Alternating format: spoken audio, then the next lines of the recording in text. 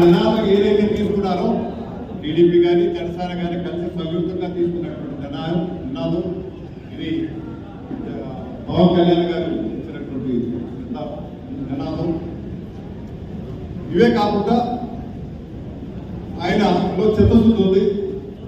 ఇప్పుడు మన రాష్ట్రం ఎందుకు నష్టపోతా ఉంది?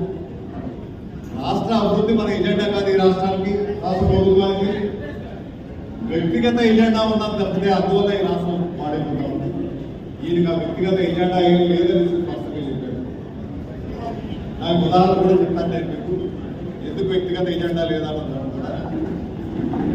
ఆ రకంగా మనం ఈ ప్రాంతాన్ని, ముఖ్యంగా ఆంధ్ర రాష్ట్రాన్ని, ఉత్తరాంధ్రాన్ని మన అభివృద్ధి పెంచుకోవాలా, అభివృద్ధి మండలం ఏర్పాటు చేయాలి, ఇక్కడ నిధులు ఇవ్వాలి, గోదావరి జలాలు వంశధార వరకు అనుసంధానం చేసేటువంటి కార్యక్రమం జరగాలి. ఈ రాష్ట్రంలో పెండింగ్ ఉన్నటువంటి ఇరిగేషన్ ప్రాజెక్ట్స్ అన్ని కూడా పూర్తి చేయాల్సినటువంటి అవసరం ఎంత ఉంది. ఈ కార్యక్రమాలన్నీ కూడా వారు చూస్తున్నారు, చేయడానికి అన్ని కూడా చెప్పారు. అదేవిధంగా రైల్వే జోన్ కానీ, స్పెషల్ కేటగిరీ కానీ, వెనుకబడినటువంటి ప్రాంతాల అభివృద్ధి విషయంలో కానీ ఈ అన్నిటి విషయం